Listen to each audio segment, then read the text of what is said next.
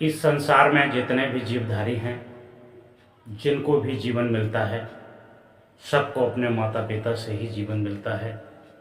इसलिए माता पिता को सबसे श्रेष्ठ और सबसे पूजनीय, वंदनीय, ईश्वर के समान माना गया है।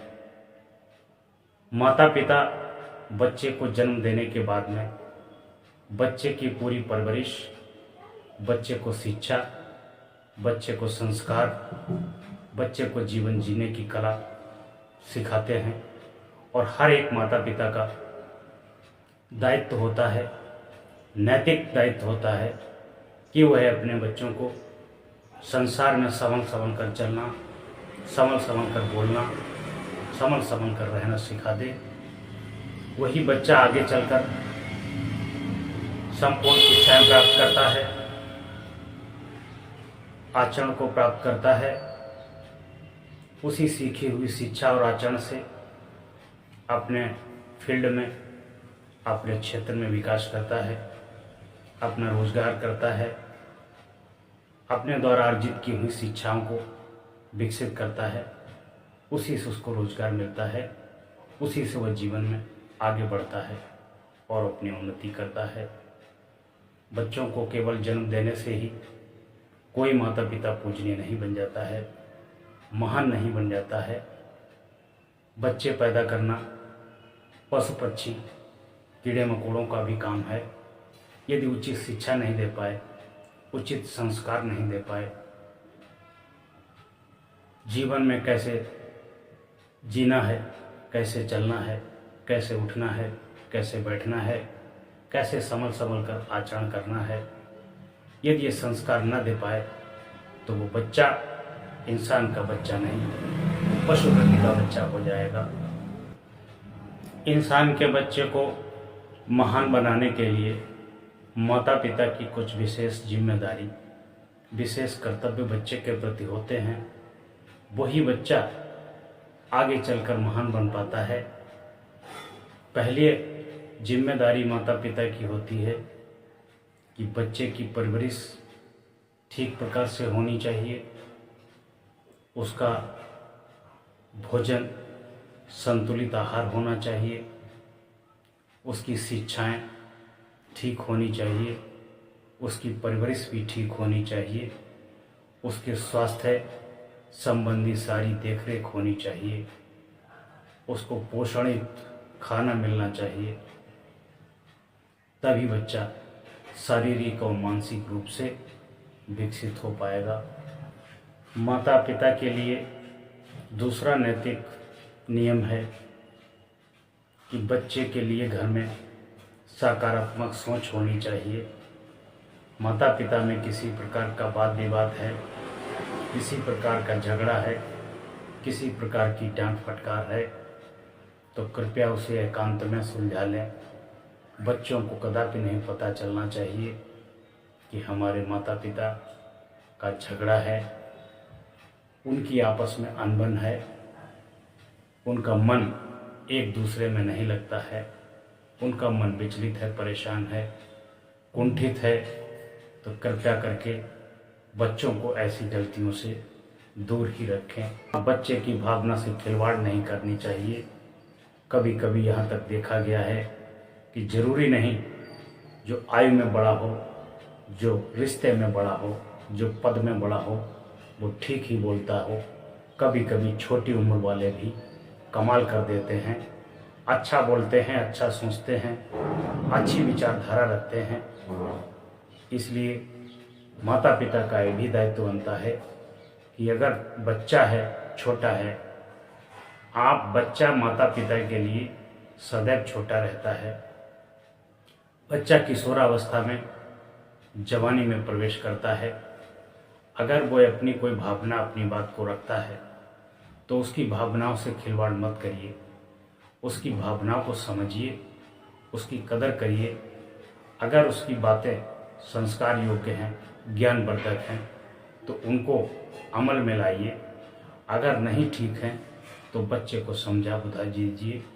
अगर बच्चों की भावनाओं से आप खिलवाड़ करते हैं तो बच्चा क्रोधी हो सकता है, चिड़चिड़ा हो सकता है, गुस्सैल हो सकता है और उसकी भावनाओं को जब ठेस पहुंचेगी तो मन में कुंठित और परेशान रहे।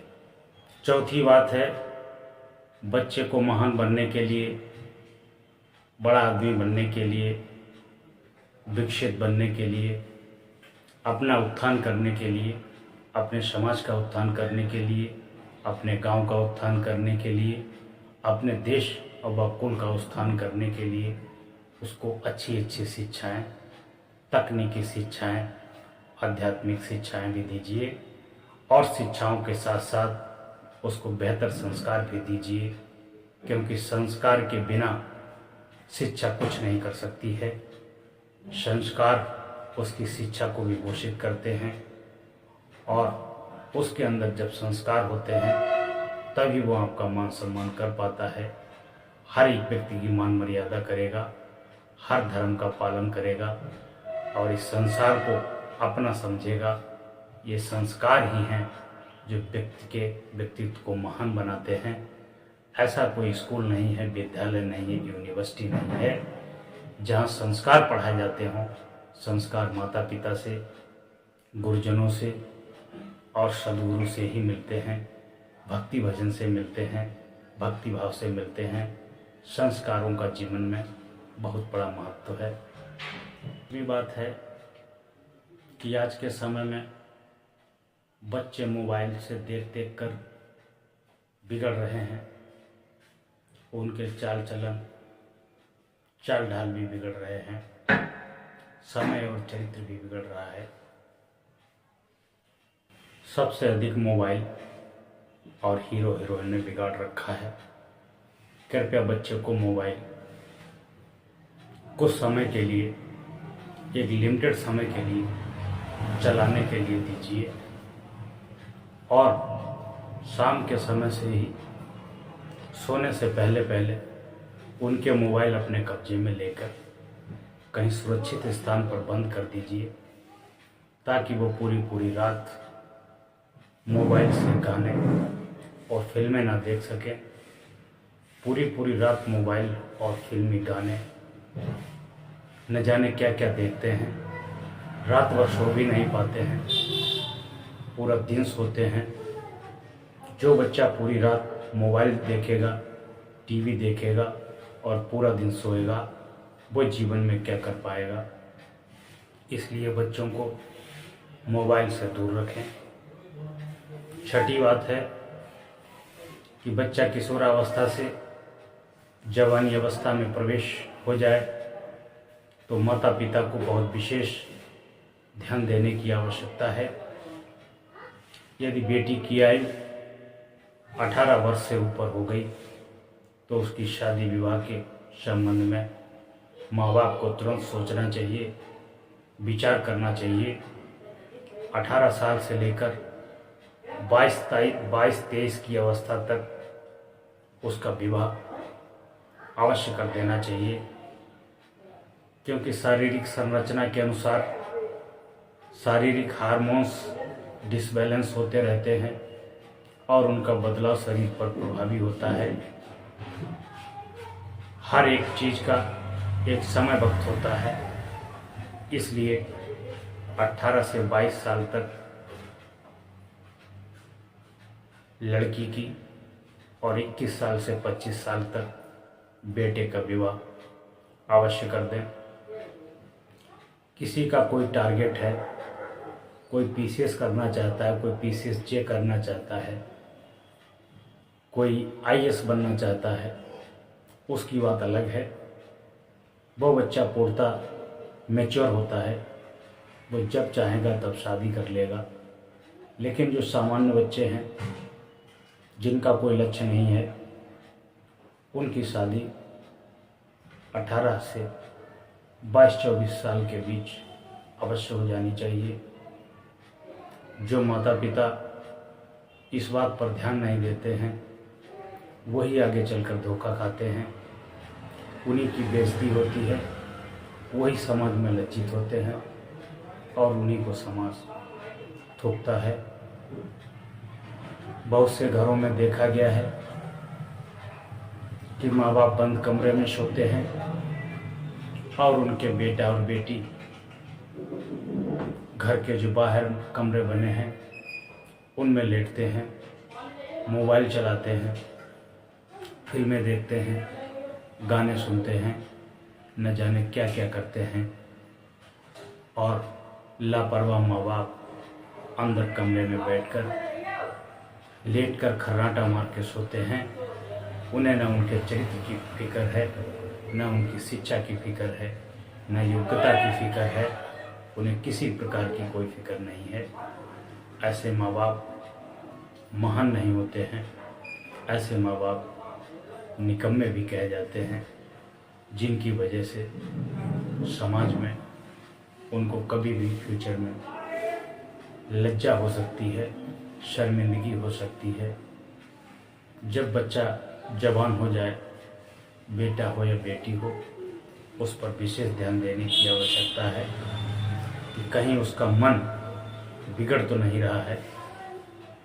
लोग फेसबुक से दोस्ती करते हैं, व्हाट्सएप से दोस्ती करते हैं, इंस्टाग्राम से दोस्ती करते हैं और दोस्ती करते करते शादी ब्याह तक रचा लेते हैं। जब घर वाले मना करते हैं तो वे जान से मारने की धमकी देते हैं और स्वयं भी मर जाने की धमकी देते हैं। जब कहीं से बात नहीं बनती है वो भाग करके शादी कर लेते हैं, तब समाज में बेइज्जत होना पड़ता है।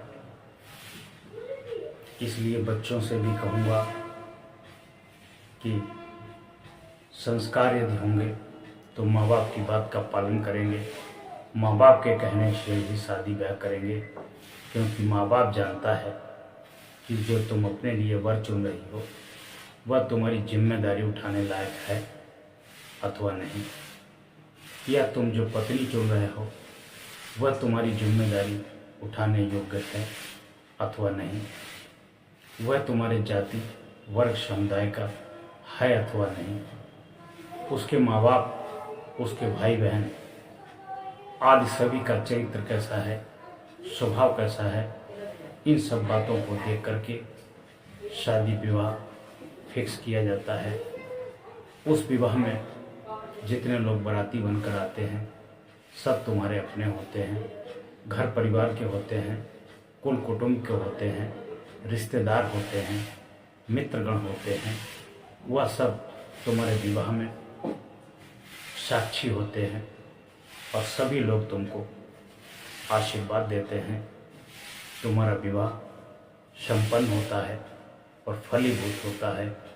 ये भाग भाग करके शादी करने से, मंदिर में शादी करने से, कोर्ट में शादी करने से, इससे आने वाले समय में जो मैच्योर हैं, परिपक्व हैं, योग्य हैं, जिनका मन पूर्णतः बस में है, वही लोग रिश्ता निभा पाते हैं।